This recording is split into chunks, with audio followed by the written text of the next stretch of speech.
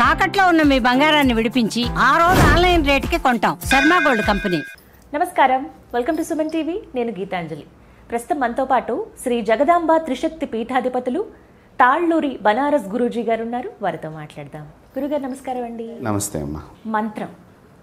మంత్రం సిద్ధించిందా లేదా అనేది తెలుసుకోవడం ఎలా అనేది ఈ రోజుల్లో చాలా మందికి ఉన్నటువంటి ఒక సందేహం. గురువుగారు అంటే పలానా గురువుగారి దగ్గరికి వెళ్ళామండి, మేము బాగా నమ్మకంగా ఉంటాం, మా జీవితం గురించి వారికి బాగా తెలుసు, అంటే మాకు ఏది సరైనదో దాని ప్రకారంగా మాకు ఒక మంత్రం ఇచ్చారండి, ఇన్ని వేలు లేదంటే 1,00,000 ఇలా జపం ఇచ్చారు, అవి పూర్తి చేశాము, కానీ మాకు సిద్ధించిందా లేదా అర్థం అవ్వట్లేదండి, ఎలా తెలుసుకోవాలి అనేది ఒక ప్రశ్న. గురువుగారు తెలియచేయండి. చాలా మంచి ప్రశ్న ఇది కూడా.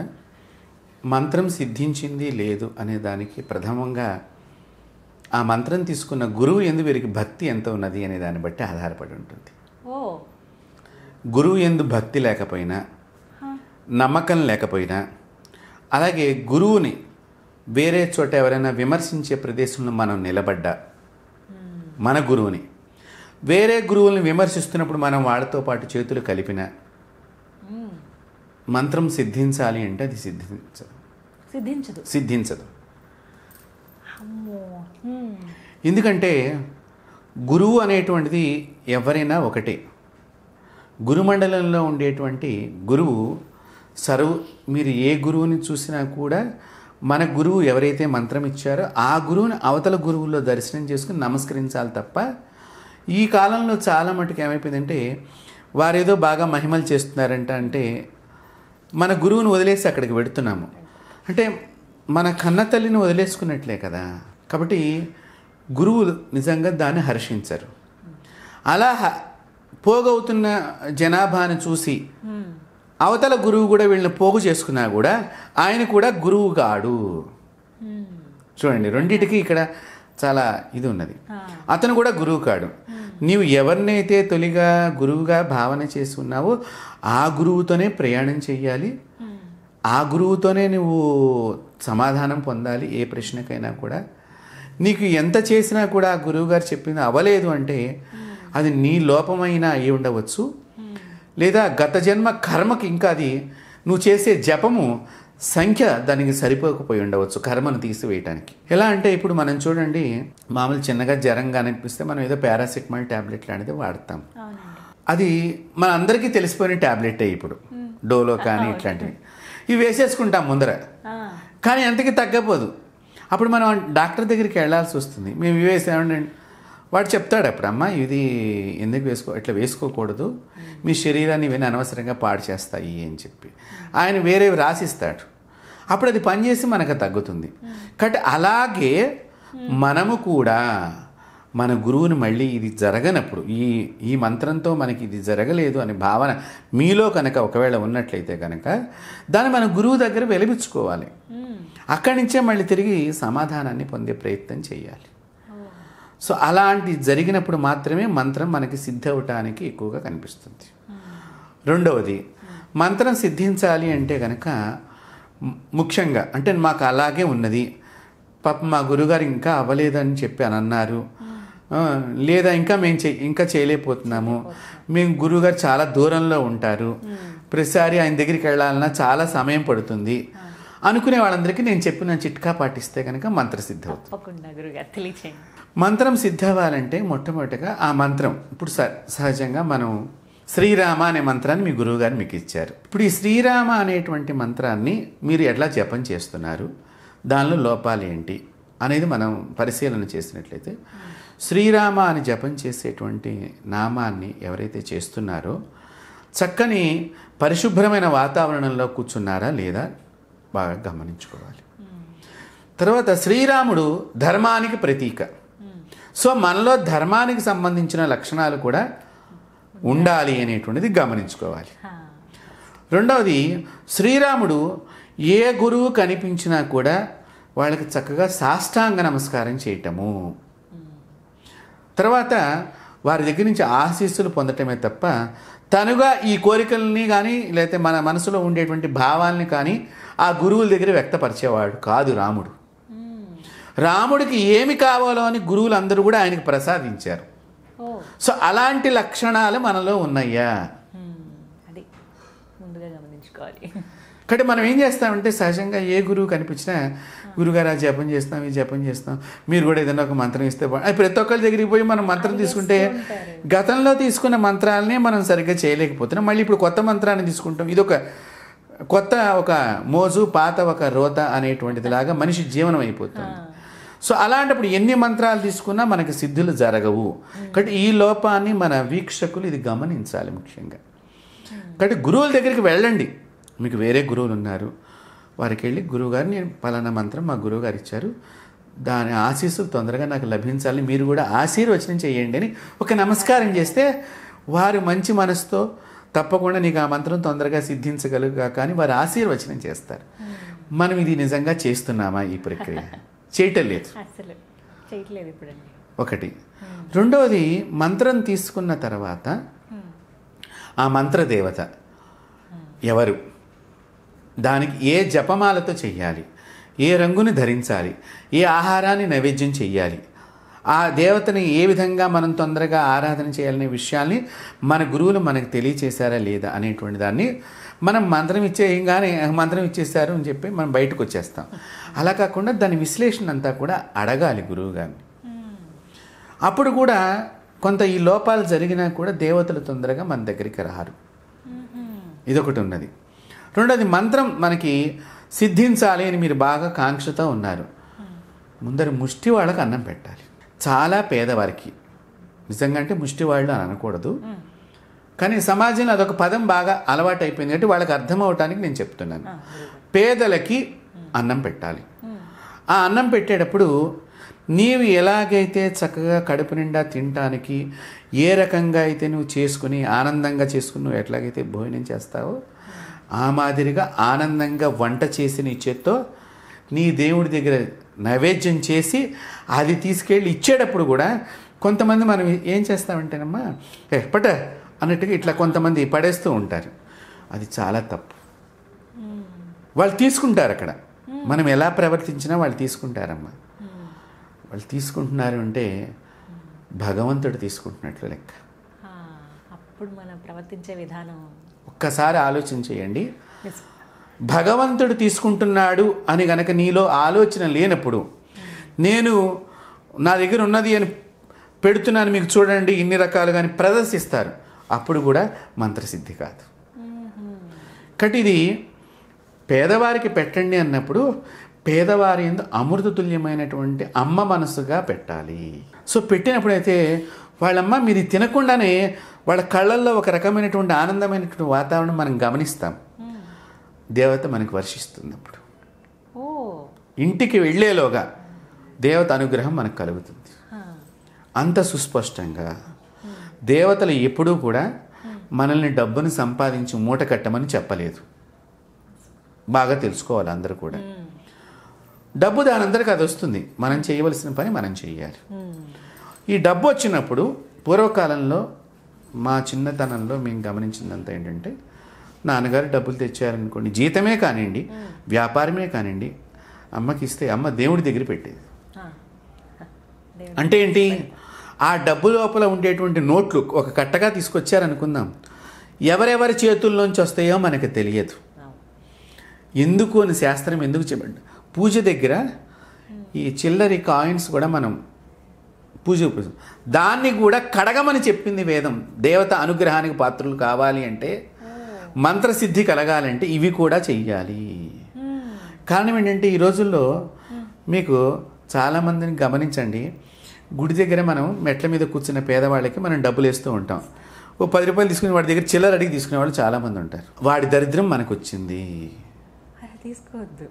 మీరు 10 రూపాయలు ఇచ్చి మీరు నలుగురు తీసుకోండి అని చెప్పాలి, కానీ ఈ 10 మందికి మనం వేస్తున్నట్టుగా భావన చేయకూడదు. ఈ 10 రూపాయలు ఇచ్చేసేయి, మళ్ళీ చిల్లర తీసుకుని మిగతా వాళ్ళకి వేయదు. అంటే నీ దగ్గరికి ఇప్పుడు వాడు ఎందుకు ఆ ప్రదేశంలో ఉన్నాడు, ఏదో ఒక కర్మ చేత వాడి గత జన్మ కర్మనో ఈ జన్మ కర్మనో వెంటాడి ఆ ప్రదేశానికి చేరుకున్నాడు. దానం చెయ్యకపోయినా ఆ ప్రదేశం సంభవిస్తుంది అని వేదం చెప్తున్నది. కాబట్టి ఆ ప్రదేశం నుంచి మనం మళ్ళీ డబ్బులు తీసుకోకూడదు. తర్వాత ఇచ్చేటప్పుడు కూడా అహంకారంతో ఇవ్వకూడదు. దేవతలు అనుగ్రహించాలంటే, మంత్రసిద్ధి కలగాలంటే ఇలాంటివి ఎక్కువగా మనం పాటించాలి. మంత్ర జపం మీద కంటే కూడా మంత్ర దేవతకి ఏది ఇష్టమో దాన్ని అనుసరిస్తే మంత్రదేవత మనకు వశం అయిపోతుంది. కొన్నిసార్లు ఇంకా మాకు ఫోటో పెట్టుకోవడం కానీ దీపం పెట్టడం ఏవి కుదరవండి, కేవలం జపమాలతో చేసుకుంటాము ఇలా అవి కూడా సిద్ధిస్తాయా? అసలు అలా చేయొచ్చు అంటారా? తప్పకుండా సిద్ధిస్తాయి. దేవత ఒక చిత్రంలోనో ఒక విగ్రహంలోనో లేదు, దేవత నీలోనే ఉన్నది. నువ్వు రాముడిగా ప్రవర్తిస్తే రాముడు అవుతావు, అమ్మవారిగా ప్రవర్తిస్తే అమ్మవారిగా అవుతావు. మీరు బాగా గమనించండి, కొంతమంది బాగా ఈ అనుష్ఠానం చేసినటువంటి జపం చేసినటువంటి వాళ్ళని మీరు ఉపాసకులుగా అని చెప్పుకుంటూ ఉంటాము. అమ్మవారిని ఆరాధన చేసేటువంటి వాళ్ళల్లో ఇప్పుడు మీరు దేవత వాళ్ళ లోపల ప్రవేశించిందా లేదా, అనుగ్రహించిందా లేదా, మంత్రసిద్ధి అయిందా లేదా అనగానే వాళ్ళు ఈ ఇట్లా కండువా వేసుకునే విధానం కూడా స్త్రీలకు మళ్ళీ వేసుకుంటూ ఉంటారు. మీరు గమనిస్తే అంటే దేవత వారి శరీరంలోకి వచ్చిందనమాట, అమ్మవారిలాగా వాళ్ళు ప్రవర్తిస్తూ ఉంటారు. తర్వాత నడక కానీ, మాట కానీ, చూపు కానీ, ఆ బొట్టు పెట్టుకుని అన్నీ మారిపోతూ ఉంటాయి, అమ్మలాగా ఉంటారు ఒక అమ్మవారు. అదే తీవ్ర దేవతలు చేసేవాళ్ళు కోపంగా ఒక్కసారి చెప్పంగానే అయిపోవాలి అనేటువంటి విధానంగా, అంటే ఇవన్నీ దేవతా లక్షణాలు అన్నమాట. కాబట్టి ఈ దేవతా లక్షణాలు మనలోకి రావాలి అంటే మనకి దేవతలందరూ చెప్పిన విధానం ఏంటంటే అక్షర లక్షలు జపం చేయటం అనేది ఒక పద్ధతి ఉన్నది, వాస్తవమే. కానీ ఆ దేవతకి ఆనందమైన పని చెయ్యకుండా లక్షలు జపం చేశాననే దాని మీద మనసు పెట్టవద్దు.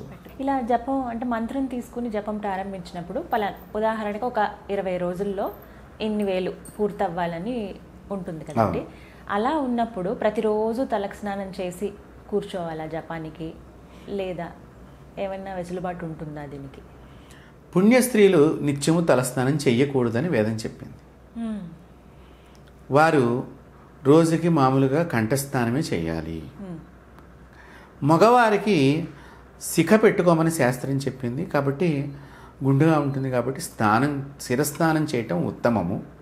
కాకపోతే ఈ రోజుల్లో తలస్నానం చేస్తుంటే కూడా శరీరానికి పడటం లేదు, వ్యాధులు సంభవిస్తాయి.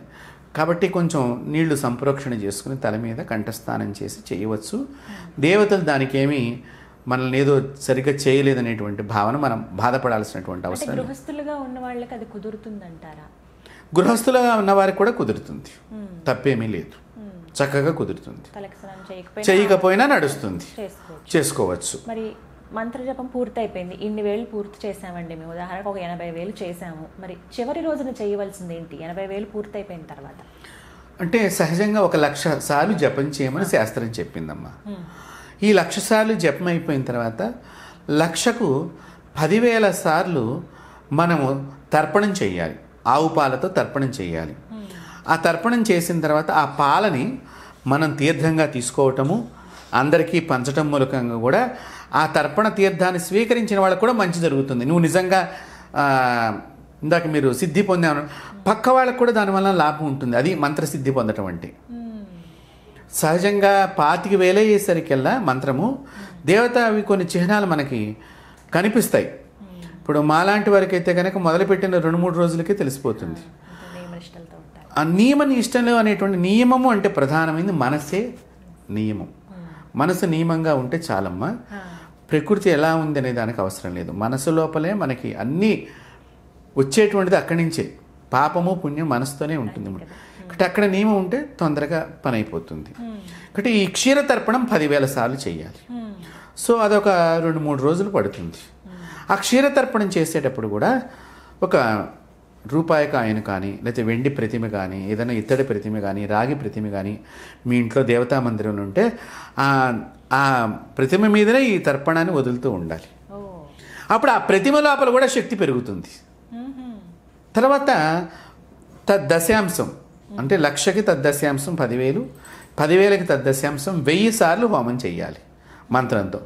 ఇప్పుడు రామ అన్నం, రామ స్వాహ అనేటువంటి దానిలాగా అట్లాగా మనం ఒక 1000 సార్లు చెయ్యాలి. చేసిన తర్వాత 10 మందికి భోజనం పెట్టాలి తప్పకుండా. ఈ 10 మందికి భోజనం పెట్టడంలో విశేషంగా కొంత బ్రాహ్మణులు కూడా చెప్పడం జరిగింది.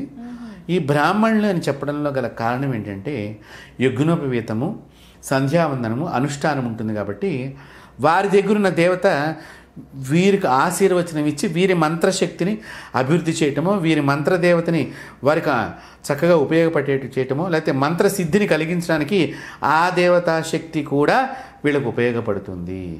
అందువల్ల 10 మంది బ్రాహ్మణులకు అన్నం పెట్టి 10 మంది లేని పేదవారికి అన్నం పెట్టడం మూలకంగా ఇది ఒక ప్రొసీజర్. ఇలా కొన్ని లక్షల సార్లు చెయ్యాలి ఆ మంత్రాన్ని. చేసినప్పుడు ఒక్కొక్కసారి మంత్రం మనకి మొండికి వేసినట్టుగా దేవత మనకి అసలు గురువు చెప్పినట్టు నడుచుకున్న గురువు మీద ఎంత అభిమానం ఉన్నా కూడా అవ్వదు. అవ్వనప్పుడు ఆ మంత్రసిద్ధి అవ్వనప్పుడు ఏం చెయ్యాలి? అప్పుడు కుంకాన్ని తర్పణం కింద పెట్టుకుని వదలాలి.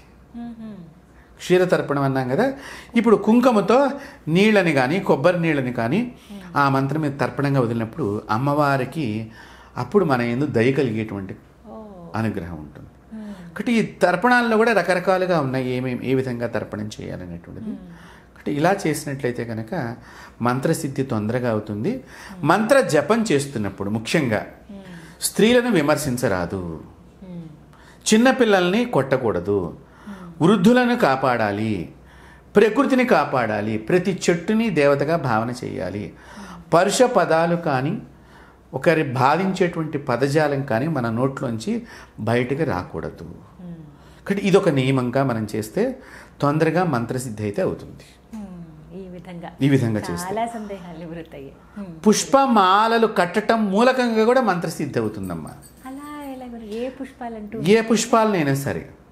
అలా నేను స్వయంగా అనుభవించాను. నేను ఎందుకంటే నా చిన్నతనంలో మా స్కూల్కి దగ్గరగా హనుమంతుల వారి యొక్క గుడి ఉండేది. నేను పుష్పమాలని కట్టేటప్పుడు ఆయనకి ఇష్టమైన భగవంతుడు రాముడు కాబట్టి రామ అంటూ ఒక్కొక్క పువ్వుని నేను బంధిస్తూ అది తీసుకువెళ్ళి వేసేవాడిని. రోజు వేయటం మూలకంగా నాకు ఆయన కొద్ది రోజుల్లో స్వప్నంలోకి రావటము. మరి నేను ఆయన పూజ చేయలేదు, ఆయనకి ఇష్టమైన దేవుడి నామంతో పూలమాల కట్టి ఈయనకి వేశాను. కట్టి ఏంటంటే పుష్పమాలతో అంటే ఏంటి, మనం రాముడిని స్మరణం చేస్తున్నాము. ఆ మాల ఎంతైతే ఉన్నదో ఆ మాల అయ్యేదాకా కూడా రామనామంతో ముడిపెడుతున్నాము. కాబట్టి ఈ జపం చేసేటువంటి వాళ్ళు ఈ విషయం నేను ముఖ్యంగా చెప్తాను. రాత్రి పడుకునే ముందర ఒకసారి రామకోటిలాగా రాముల వారి పుస్తకం కానీ శివకోటి కానీ ఏదో ఇప్పుడు మనకు దొరుకుతున్నాయి, ఒక పేజీలో సగమన్నా రాసి పడుకోండి. ఇది చాలా ఉపయుక్తం అవుతుంది. ఎందుకంటే ఈ నామం రాయటం మూలకంగా రాత్రి రాసేటప్పుడు పొద్దున్నుంచి జరిగినటువంటి కర్మదోషాలు మనం చేసినవన్నీ కూడా గుర్తుకొచ్చి ఇది తొలగిపోవాలనుకుంటూ మనం రాసేస్తాం మనకు తెలియకుండా. అప్పుడు దేవత మన మీద అనుగ్రహిస్తుంది. అనుగ్రహించినప్పుడు మీరు రాసే గదిలోనే ఎవరో మనిషి ఇట్లా వెళ్ళినట్టుగా కనిపిస్తుంది. అలా నేను చాలామంది చేత చేయించడము, వాళ్ళందరికీ కూడా ఆ మంత్రదేవత అనుగ్రహానికి పాత్రులైనటువంటి వాళ్ళు ఉన్నారు. నిజంగా ఒక అలవాటుగా చేసుకుంటే చేసుకుంటే చాలా మంచి సలహా గురుగారు. ధన్యవాదాలు. నమస్తే.